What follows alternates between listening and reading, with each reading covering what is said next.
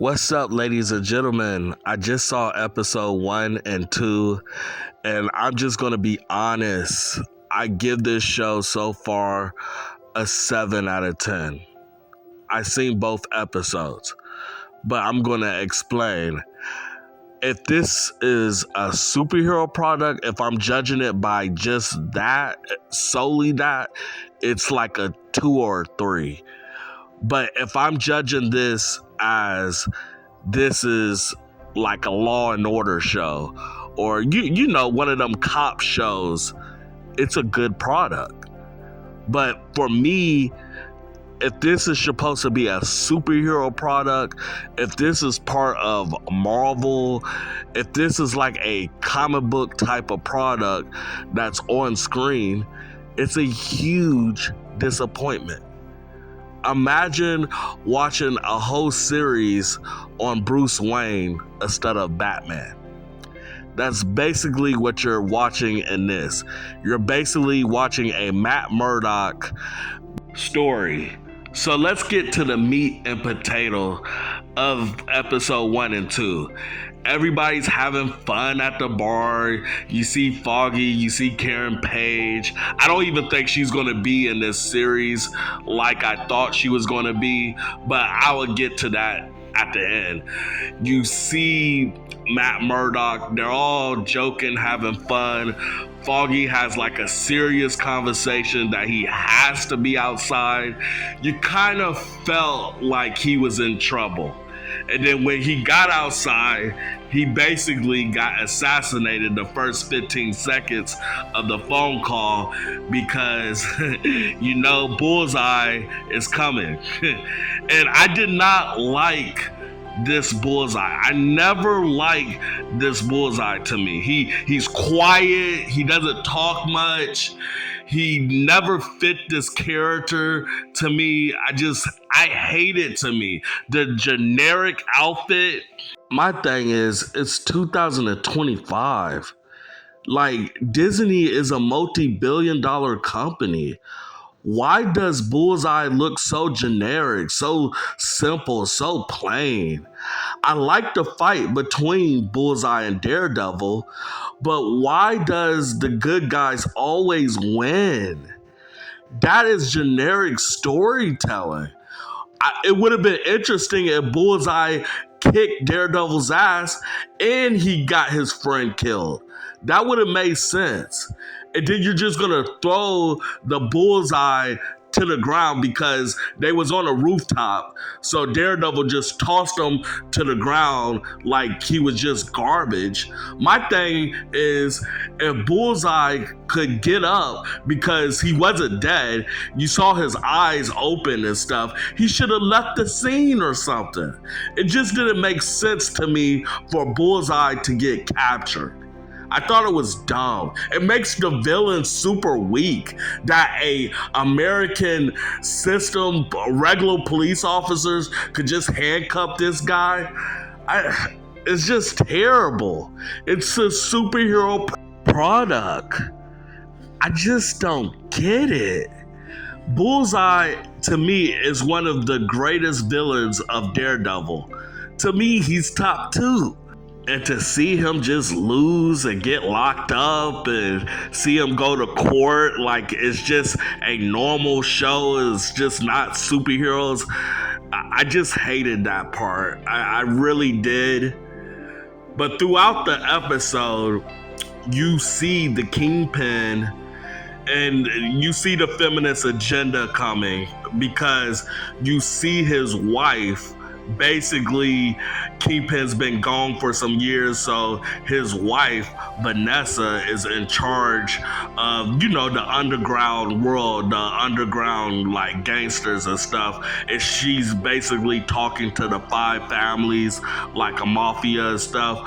But the Vanessa I know, at least I haven't read every single comic that Vanessa has been in, but the comics I read, she was never a gangster. She was like really a good person. She had a big heart. She was what made Kingpin human a little bit because Kingpin loves her and he would do anything for her. And that's basically what made Kingpin a normal person a little bit because of Vanessa, how kind and sweet she is. So it didn't make sense to me for her to now she's a gangster now. This agenda has to stop. They are truly hurting the product. We do not need a female Kingpin. We just don't. That's the direction it looked like they're heading to. It looked like the actual Kingpin, Wilson Fisk, it looked like he might try to be the good guy. We don't know. He's full of twists and turns, so we'll see. But throughout the episode, he's about to be mayor, and the whole entire New York, half of the people are scared for it, other half love it. People know that he is just this vicious person. He smashed people's heads and stuff like that. They talked about that, how he's smashed people's heads through car doors or whatever. Remember season 1 when he did that? They mentioned that. So it's some Easter eggs throughout this episode. Like I said, if you're a fan of like cop shows or mysteries or whatever, this is a good show for you. But if you're a fan like of the superhero stuff, you want to see actions, you want to see the costumes, you want to see science fiction, fantasy shit a little bit, this is not the show. It's not. It's really not. But that's basically what episode 1 was about. In episode 2, it's a lot of filler stuff. You realize that Kingpin is the mayor. He's the mayor now.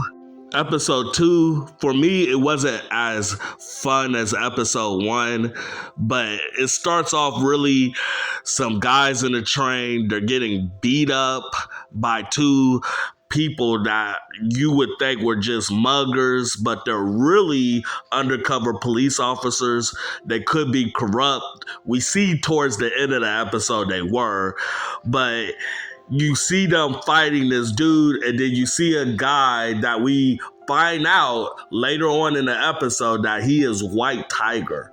But you know, Disney Marvel's so freaking cheap, he couldn't have his costume or nothing on, because for some reason we're living in a generation where we see these superhero movies or TV shows, they just can't wear costumes. Maybe it's beyond their budget. Who knows? So later on in the episode, Matt Murdock realized that this guy is the White Tiger and this dude is innocent. He didn't know that they were cops, and he didn't really try to kill anybody. It was a freak accident that one of those dudes got hit by a train. So that's basically the episode. You find out that these 2 cops are crooked, because towards the end of the episode, Matt Murdock is following a guy that basically has clues to the case and stuff, and the 2 crooked officers was trying to kill this guy, and Matt Murdock intervened and fought them off and stuff. And what's crazy, they was trying to kill a blind guy. These cops were corrupted as hell. They didn't even want the blind guy to live. So it's going to be interesting that Matt Murdock is in this case. He's going to get the White Tiger out. I believe that he's going to get him out, but we got to see in further episodes. But that's basically the meat and potatoes for episode 1 and 2. I didn't like that the Kingpin, I forgot to mention this in the review, that the Kingpin and Vanessa went to counseling. It was the Kingpin's idea, and I felt like that was soft and sensitive. Like, really? Usually men don't like going to counseling. Usually it's the female. So you're seeing a sensitive side from Kingpin. Like with this new superhero genre, they want the men to be like females and they want the females to be like men. To me, it's hurting the entertainment business. Like I said earlier, this is a good product if this is like a cop, but I'm a nerd. I want a superhero product. I want to see these characters in masks. I want to see better dialogue. And I know idiots are going to tell me it's just 2 episodes, where I'm judging it by episode. And to me, this is an average product. I hope that they can take my nerd asgasm to another level. I want that. But right below, tell me what y'all think. Sorry for stuttering. I just want a good product. I really, really do, from the bottom of my heart. But if y'all want to donate to the YouTube channel, the link is below. Tell me what y'all think about this. This is a good cop show. I admit that. This is a good detective, cop, lawyer show, whatever you want to call it. But as a superhero product, no, it's not. Fuck you if you think it is. And I'm out.